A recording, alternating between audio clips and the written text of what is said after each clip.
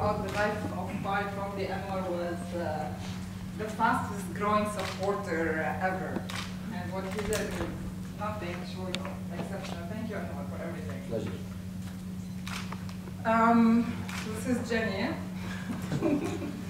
And I'm starting my presentation with a thank you for everyone who is attending here today. It is very unusual for a startup to launch on a press conference, but on PySize we're not usual people. And I'm going to take you through my presentation, the story of Pi and what Pi is, so you understand why you're here today. Back in March 2010, the idea of Pi was born. It's a combination of many things. A lifelong passion for microfinance that I inherited from my parents. A newfound passion for the online industry inspired by a friend here.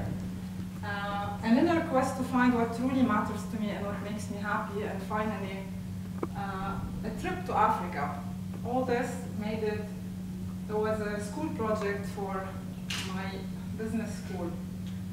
But it wasn't until March 2011 when I met Tom Speechley that a business plan becomes a viable business model. When I first met Tom, he looked up in the sky and he just saw PySize 5 years ahead of time. And that was it for me. It was a defining moment, and his guidance and mentorship and his support and even his attention to this project really made what PySize is today.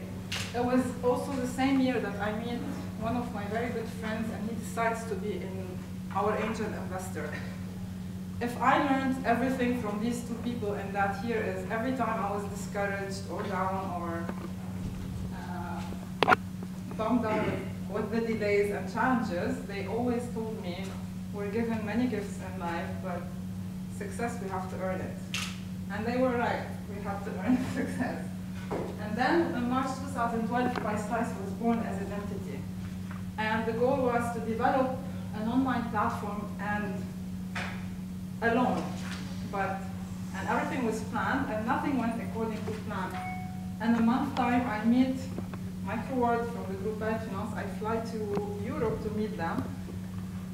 And everything went quickly, and today we're partners and PySize as a platform. And I'm very proud of everything that happened. And we keep marching. It's all March.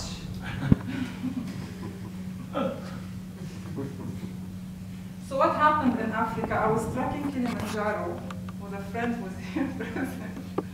On my last day, I had altitude sickness, and I had to go down with my guide. And I was telling my guide, oh, great, now I can take off Kilimanjaro off my desk, because it's a very demanding trek, mentally and physically.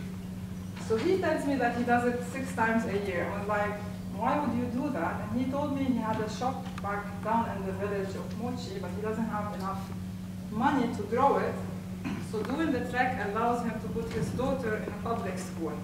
So I asked him, how much is this? And he tells me $250.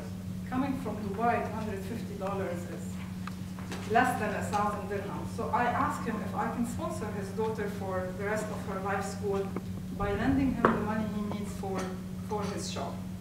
And for me, I didn't do anything. I just continued walking.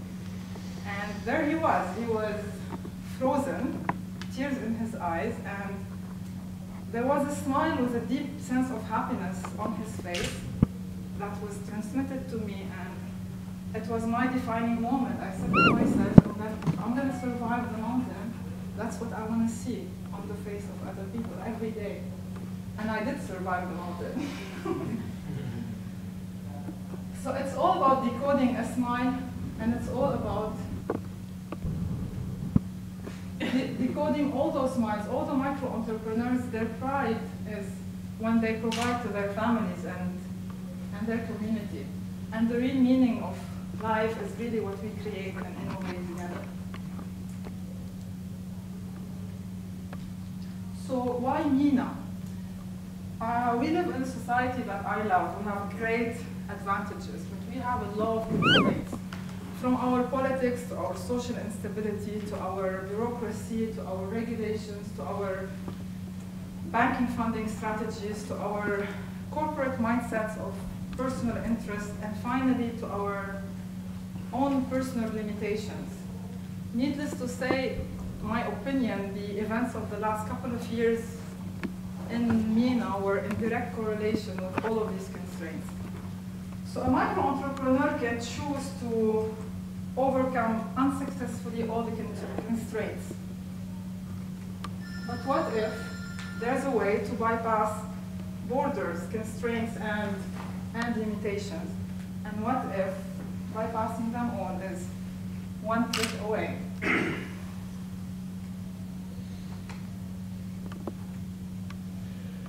So we have the micro-entrepreneurs and the crowd. Two universes seemingly not connected.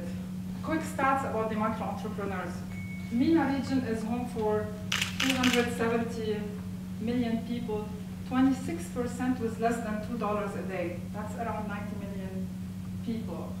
6 million households are eligible for microfinance loans, but only half of them have access to available funding, which leaves us with $3.5 billion in growth loan portfolio. But how do we access those micro-entrepreneurs? That's why our first piece of the pie had to be the microfinance institutions. It is those amazing institutions on the ground. They meet them, profile them, train them, fund them, and actually become their partner through their micro-business journey. We team up with a microfinance institution, and they start uploading profiles, so the whole world can see them. But all this is possible because of our second piece of the pie, MicroWorld from the Lion Finance Group.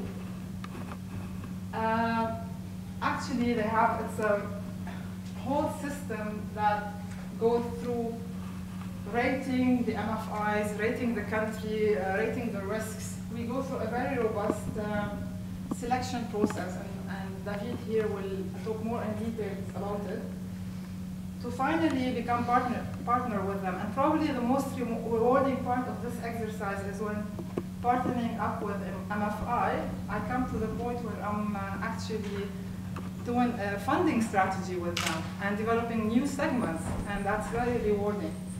I'm very proud today to have 4 countries on board: Lebanon, Jordan, Palestine, and yesterday night, Iraq, and that's great for our launch.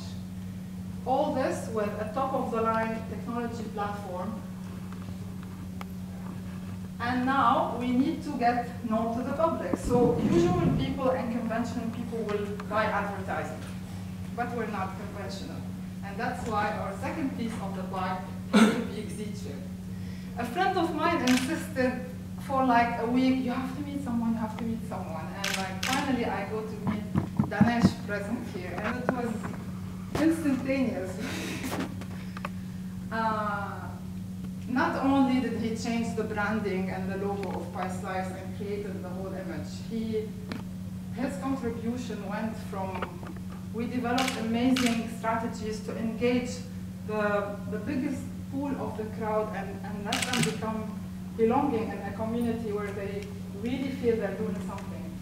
Ganesh in a moment will go more in details of this, from the blog strategy to the sponsorship strategy to university roadshow strategy, to even coming up with the social entrepreneur strategy, where we will launch a social entrepreneurship competition on university level across MENA to help guide them and mentor them. And now the last piece of the pie, that it had to be you, the media, every media owner, every journalist, every blogger, and every activist. If we are accountable to you, you become our partners in this. Together, we can educate and make aware the largest possible crowd in the right way. So together, we become the pie, and together we become the agent of change that needs to happen. So it's not anymore about 6 degrees of separation. For me, it's 6 pixels of separation. We reach out, we connect, we share, we help, we move forward and make a change. I did not come here today with forecasts and graphs how much employment we can do, because in fact we don't know that. I do know When a group of people team up together to be at service to others and help others, a movement is created. And this movement changes everything on its way. And I should know because I lived it last year. Last year was nothing short of a miracle story that we lived, all of us. So we come to the last slide, and this is where we're going to unveil our portal.